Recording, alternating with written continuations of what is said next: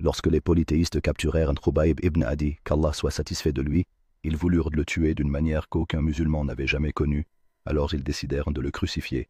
Al-Huja'ir l'a donc mis en captivité chez une de ses servantes, appelée Maria. Elle a dit après s'être convertie à l'islam: « J'avais Khubayb chez moi, il était retenu dans ma maison. Un jour je l'ai vu tenant une grappe de raisin dans sa main aussi grosse qu'une tête d'homme en train de la manger. Je ne sais pas s'il y a des raisins sur terre. » Jusqu'au jour où ils ont crucifié Khubayb ibn Ishaq dit: « Ensuite ils ont emmené Khubayb jusqu'à Tanim pour le crucifier.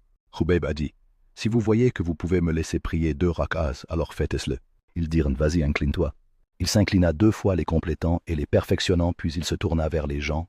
Il a dit: « Par Allah, si vous ne pensiez pas que j'avais prolongé la prière par crainte de la mort, j'aurais prié davantage. » Puis ils ont rassemblé les femmes et les enfants pour le voir être tué, après l'avoir hissé sur la croix.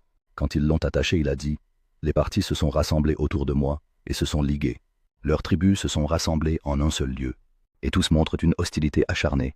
Je suis enchaîné par ma propre négligence. Et ils ont rassemblé leurs fils et leurs femmes. Et je me suis approché d'un tronc long et protégé. À Dieu je me plains de mon étrangeté, puis de ma détresse. Et les partis ne m'ont pas observé à ma mort. Ô trône, et donnez-moi patience face à ce qui m'est destiné. Ils ont découpé ma chair et mon désir s'est asséché. Et cela est dans la nature divine si Dieu le veut. Il bénit les membres d'un morceau déchiré. Et ils m'ont offert le choix entre le mécréant et la mort sans lui. Et mes yeux se sont fermés sans aucune résistance. Et je n'ai pas peur de la mort car je suis déjà mort. Mais attention, la taille du feu est trompeuse. Je ne me soucie pas d'être tué en tant que musulman. Sur quel côté que ce soit, ma mort sera pour Dieu. Et je ne me prosterne pas devant l'ennemi. Sans désespoir, c'est vers Dieu que je me tourne. Puis il a dit: « Ô Allah, nous avons transmis le message de ton messager. Transmette-lui demain ce qui nous sera fait. Ô Allah, quand elle est un par un, et anéantisse-le complètement, ne laisse aucun d'entre eux. » Puis ils l'ont tué. Said ibn Amer ibn Hudaym dit: « J'ai assisté à la mort de Khubayb, et les Quraysh ont découpé sa chair.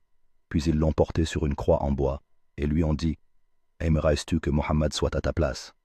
Il a dit: « Par Allah, je ne voudrais pas être en sécurité parmi ma famille, alors que Mohammed est piqué par une épine dans son doigt. » Puis Dieu révéla à son messager ce qui était arrivé à Khubayb, et il envoya Amr ibn Umayyah al-Damri pour le descendre de la croix. Il vint, monta sur la croix, en craignant les regards. Le libéra, posa son corps sur le sol et l'enveloppa dans un linceul. Amr ibn Umayyah dit: « Je me suis retourné, mais je n'ai rien vu, comme si la terre l'avait englouti. J'ai cherché sans trouver son corps. Alors le prophète m'a informé que les anges l'avaient enterré, et il a été surnommé l'enterreur.